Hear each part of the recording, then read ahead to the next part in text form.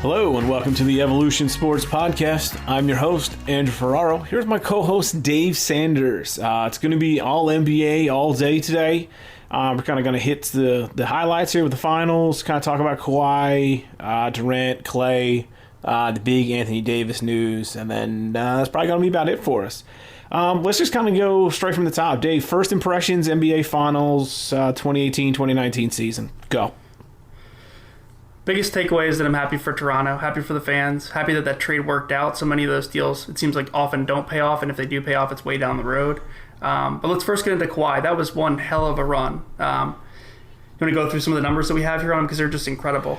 Yeah, let's kind of go. If you kind of take it overall, he averaged 30 and a half points per game in the NBA playoffs. Actually, I hate to say he had it down finals, but his finals were down. He only averaged 28 and a half, but 10 and 4. If you kind of look, that's kind of his thing was about 30, 10, and 4, which is quite remarkable. Yeah, every series, when he was the focus for opposing defenses, he really just kept continuing to carry them. Especially in that Bucks series where he shut down Giannis, as well as averaging 30, 10, and 4, like you said. Incredible run, especially capped off by that game-winning Game 7 shot against the Sixers, where it had 4 bounces. Just like an historic run that we probably haven't seen since maybe LeBron against Boston years ago. I can't really remember the last time we've had a player take over 4 series like this. And to remarkably little fanfare. I think the thing that I think gets everybody with Kawhi is you don't realize how good he is. I'll be honest with you, I'm pretty guilty of it. I knew he was good. I knew he's an upper echelon player, but I didn't realize quite how good he was because he doesn't do a whole lot of media appearances. He doesn't do a lot of talking, so he's not a kind of an outgoing player. He's a real introvert. So this was kind of a real big eye-opening for me when it came to Kawhi. Yeah, I mean, it was interesting to see how different teams prepared for him. His style and his physicality just wore teams down. And he's just a difficult player to even game plan for because he doesn't have the athleticism that jumps off the page like some others, but he just wears you down and bullies through you. It's almost like an old school style with that jumper that's improved so much since his first year. Speaking of the jumper, 62% true shooting percentage, which is incredible.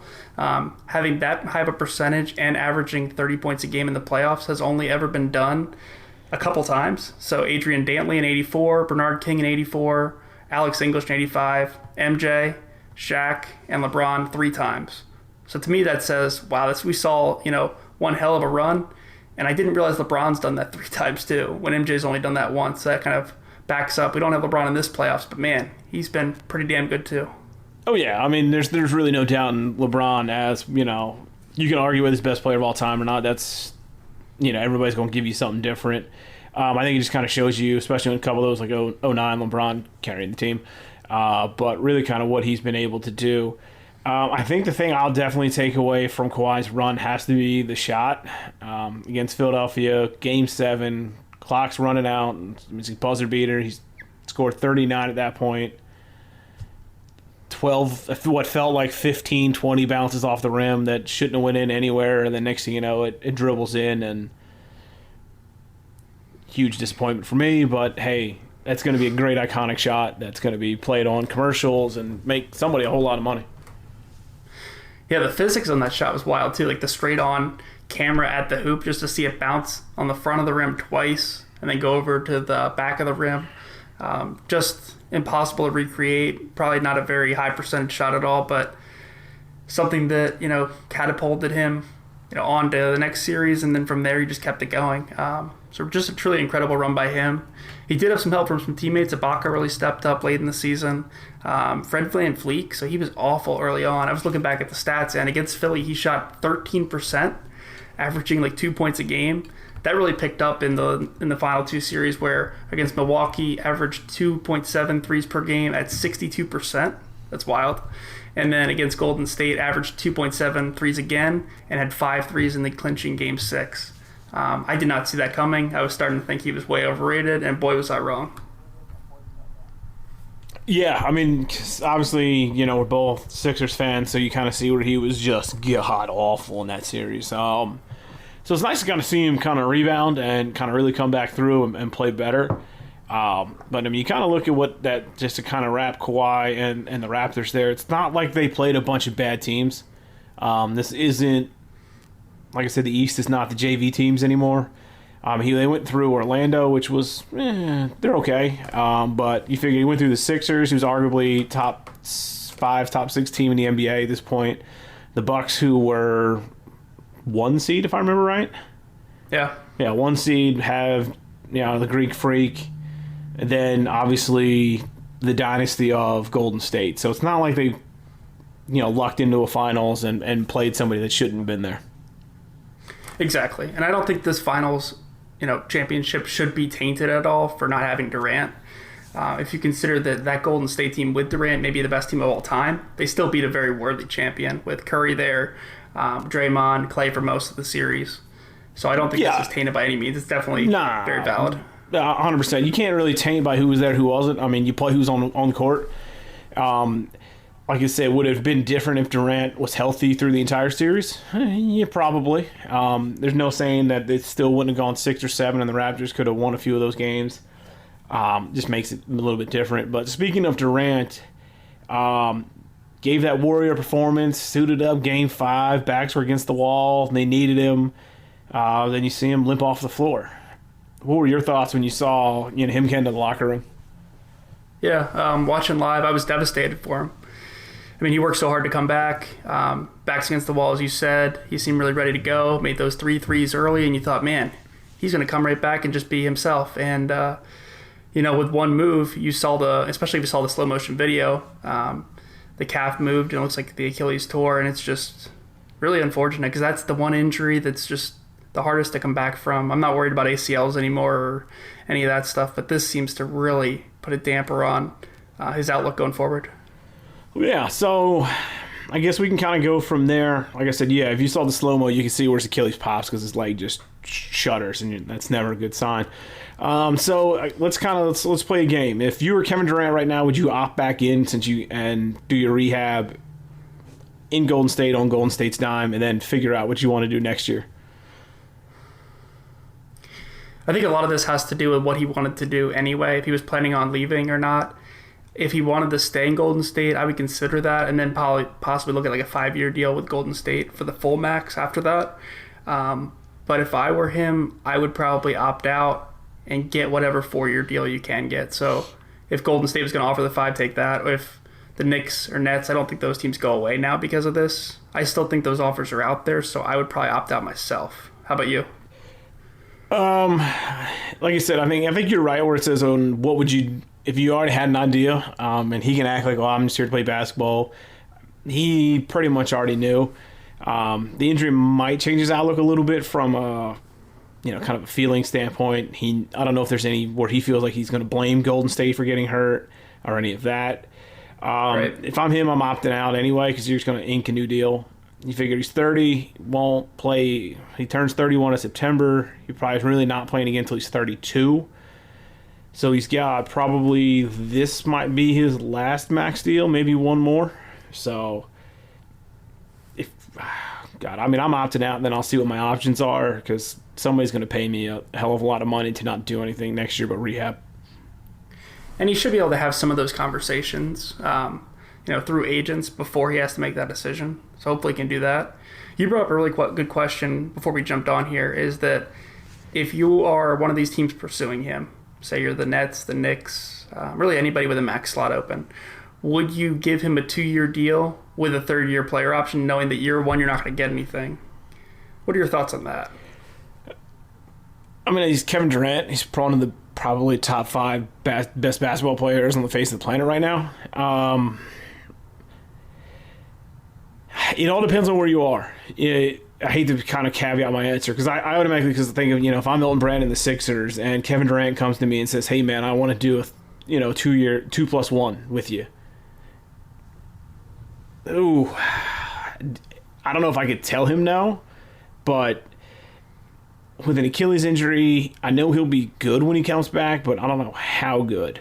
So I'd probably say I don't necessarily want him. Achilles scare the hell out of me just because odds are he's going to have a soft tissue injury, something else is going to happen. If you look at Boogie, he came back and then like 3 games later tore his quad. So on the same leg. So you usually have a soft tissue injury that's going to take you out again. So am I going to pay a ton of money for nothing first year, get 1 year where I might get 28 minutes a game, not playing back-to-backs? You figure it's an 82-game season. Let's just say you're going to get 50 games out of Durant at 28 minutes. Is that worth it? Right, because in that situation, if he is looking pretty good, you'd assume that he opts out. And then you have to, resell him on your city after that second year. Yep. Or if he's looking bad, you're cutting your losses because you save a year, but you're still paying him a ton of money. So I guess it's, do you just say suck it up and take a 4-year and maybe you get a decent, like you said before when we were doing our pre-work for this, the 70% of Durant's still pretty good. So, do you just take a 4-year, or do you think... I think it's an easier decision for... Sorry to cut you off. I think it's an easier decision for the Knicks, the Nets, these teams that could strike out entirely. You can't walk away from an option, just like a chance at getting Durant in your city, I don't think, if you're one of them. Whereas if you're a contender right now, I think it's a lot harder to basically say, I give up a year of Embiid and Simmons to, really contending to do this. Yeah, it's all about where your window is. Like, if your window's open and like I said, it's kind of, you and I are both Sixers fans, so this is the easiest one for us. If I've got Simmons and Embiid already under contract, and I'm looking, okay, hey, I can bring back, say, Tobias and Durant, but I'm not going to get anything out of Durant, so now everybody's a year older, now more contracts start coming up, what do I do? It gets a lot harder. Like you said, if you're in the Knicks, Nets, pretty much anybody's got a max slot that's just, frankly, bad. Who cares? It's just another year down the drain. You can stack up some more picks, kind of line it up for the next set of free agents and figure out where you want to go from there. So it's a tough call. Yeah, we've seen a lot of superstars pursue these 1-and-1 deals like Durant's on right now. I know LeBron did a lot of those in Cleveland. And some other star players have done that to give them the ultimate flexibility because they know that barring almost any injury, Achilles is the one that we're really looking at here that is the worst. But usually with ACL tears and everything, it doesn't really hurt your earning potential down the road. Do you think this changes? That more players start looking for longer-term deals, kind of like LeBron took with the Lakers? I think it just kind of depends on where you are as in your prime, those kind of deals. LeBron's basically, let's be honest, he's going to be sunsetting in his career here. Still got some years left, but the 2019 LeBron's not as good as the 2012 LeBron. It just is what it is. Father time wins every time. I think a lot of these guys did it based on the TV money inflowing. So depends on kind of what they expect the caps to be. Why lock yourself into a 4-year max at 150 where you could wait a year and a half or wait 2 years and then the 4-year max is 220. So it just kind of depends on where you are. I have zero issue with the shorter term deal. Kind of gives them a little more intrigue. So I like them. Yeah, I don't mind them either. I guess the other big injury was Klay Thompson, Game 6. It's crazy to have 2 major injuries, affect a team's star players in back-to-back games like that. What do you think about the Klay injury? How do you think it affects his free agency? I don't think it really affects his free agency at all. I think Klay was going to do what Klay was going to do. You figure you're probably not going to you're going to at least miss half a year. He probably doesn't come back till, if you're lucky, February. Yeah, it's already June now. February, March probably, maybe a little less than that. Like I said, I felt bad because it wasn't he didn't get his legs taken out from under him. He just kind of went up, made his layup, and then came down just a little bit awkward. So it was terrible to see. I don't think it changes his free agency at all. I think he stays in Golden State anyway. What about you? Yeah, I think he stays in Golden State. I think 5 years, 190, to give him the max. Only 29 right now. Really not showing any signs of slowing down. And these injuries have been rehabbed pretty well in the past where I don't think we're going to see a drop-off with him. No, I don't think so either. Like I said, you might maybe a couple years down the road he slows down a little bit, just a smidge. But I think he really saw how good he was.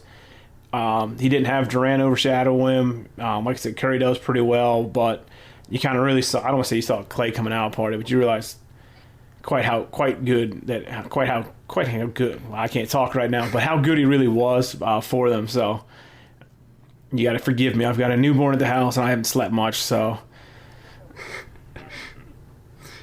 Yeah, he's been a bit overshadowed there. I mean, it's hard to have 3 or 4 guys who can get 20, 25 a night.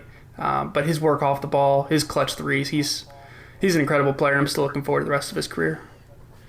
Oh yeah, like I said, it's going to be fun. So, I guess the big news, because we are recording here right now, that just dropped while we were getting ready to hop on, is Anthony Davis has been traded. So let's kind of pull that up and let's take a quick look so we can kind of recap what it is. So if you have not heard, Anthony Davis is now part of the Los Angeles Lakers. He has joined LeBron. And coming back to the Pelicans was Lonzo Ball, Brandon Ingram, Josh Hart, and 3 first-round picks, including the number 4 overall this year. Pretty solid haul. What are your thoughts initially on the trade, Dave? Yeah, good haul. I'm kind of glad that it's already happened before free agency. I think that makes sense. We've been talking so much about Anthony Davis for the last year or two, it feels like. It got pretty close around the deadline with the Lakers, and it seemed always pretty inevitable that he was going to go there. Interested to see the LeBron and Anthony Davis pairing. I mean, they still need to have one more guy, but keeping Kuzma in this deal I think is really big. I don't think it's going to be talked about too much because they did give up Lonzo Ingram, 2 high picks, and then the number 4 pick this year and some future picks. But keeping Kuzma is actually a pretty good piece to have with maybe another star that they bring in too. Yeah, we don't know quite what the protections are on the picks yet. Like I said, this literally just dropped about half an hour, 40 minutes ago. Based on Ramona Shelburne's reporting, is the Pelicans don't want the Lakers' first-round pick for next year, so the 2020. But through pick swaps, they essentially have control of the Lakers' first-round pick in some shape or form for the next 7 years. So, great move by them for the Pelicans to have that flexibility been in there. And Woj just dropped the bomb of teams are already expressing insignificant interest in the number 4 overall pick. So I think this is not done. I know Lonzo did not want to go to New Orleans, so he could probably get packaged with 4 for something else. So this is going to be real curious to see how this shakes up by the end of the early summer, I guess. What are your thoughts, Dave? Yeah, draft's 5 days away. I know I'm pumped about that myself. It's one of my favorite days of the year. And now we have a lot more moving and shaking up top if they want to add, somebody else at 4, if they're pretty comfortable. With Drew Holiday at point guard, I think he's signed for 2 or 3 more years. So the directions they can go, it seems like they can go a lot of different directions here. But as you mentioned, Griff did a good job for the Pelicans to get this kind of a return back. The Lakers moving up in the lottery really helped, I think, the package to get a high potential pick or at least a big time asset, along with, I guess, underachieving Lonzo Ball and Ingram. Considering the circumstances, these deals never work out as, superstar for superstar. And you never get fair value, but they got a lot of interesting pieces at least. Yeah, it's going to be tough to judge this trade for quite a while till you kind of see where those picks end up. So it's going to be a bit tough. I think the young guys in LA got a bad rap because, LeBron comes, he brings his own people. Now you've got to learn to play with him. And next thing you know, LeBron wants to trade all of you. And was quite vocal about wanting to trade all of you. So, from a young guy standpoint, I can understand, hey, it's a great opportunity to play with LeBron, but he's just going to kick us out and bring Rondo in anyway. So, hey, it's a fresh start for them, kind of really get to see something good. So, you figure if they kept everybody as it is now, it's Zion, Ingram, Drew, Ball, the number 4 pick. So, it's not a bad turnaround for the Pelicans there. No. It's actually a pretty good young core. And just closing out on the Lakers, it looks like they still have about $30 million in cap space to spend on free agents this summer. I hope they do a better job of surrounding LeBron with talent. I think some of that is LeBron's influence on free agency, and that it seems like he hasn't recognized that he needs to be surrounded by shooters. So I hope they really surround him and Davis with guys who can help them, create space for them. So I'm going to be pretty fascinated to see how they build out a team, considering they only have 3 players right now. Yeah, the big thing's going to be, can we, I don't want to say keep LeBron out of the front office, but really stress to LeBron of, hey, you need to let us put some shooters around you. Bringing in a bunch of old washed-up guys is not going to help them, because then it's going to be LeBron and Anthony Davis, and they're going to know what's wrong with Anthony Davis because, somewhere along the line will be his fault. So it's going to be quite interesting to see how this all shakes out. Like you said, draft's here in about 5 days. So once that kind of settles through, we'll give you guys probably draft recap and kind of our looks into free agency. So it should be a fun, exciting time for the NBA. I know season wraps up and then they immediately get to the draft, so it's all NBA all the time. But that's probably about going to do us. Do you have any final thoughts there, Dave? No, just really looking forward to the draft, as I said. Thursday night, we'll do definitely a post-draft pod. I bet there's going to be a lot more movement, and we're going to be getting closer to July free agency, which is probably the most anticipated July since LeBron was a free agent. Even still, with the Durant injury, we've got Durant, Kyrie, Jimmy Butler, Tobias, a ton of different guys. So it's going to be a lot of fun. Yeah, Clay, Kawhi, there's a lot of names out there, a lot of movement. Can't forget Kawhi. Like I said, he's just quiet up in Toronto. He's hanging out north of the wall there, just being Kawhi. But you can find me at Drew Ferraro 88. You can find the pod at Evo Sports Pod on Twitter. Dave, where can they find you? D Sanders 877. Awesome. So look for us. Make sure you follow us. We'll give you a follow back. But do comment, like, rate, subscribe, tell your friends about it. We're getting settled into getting about pretty much weekly content out to you guys. Like I said, we're going to kind of stay away from the fantasy game a bit just to keep it more sports. We've got some good technology things coming up too. We're excited to share with you guys, but we don't want to spoil too much. Again, thank you for listening. Make sure you like, rate, and subscribe, and we'll catch you guys on the next one.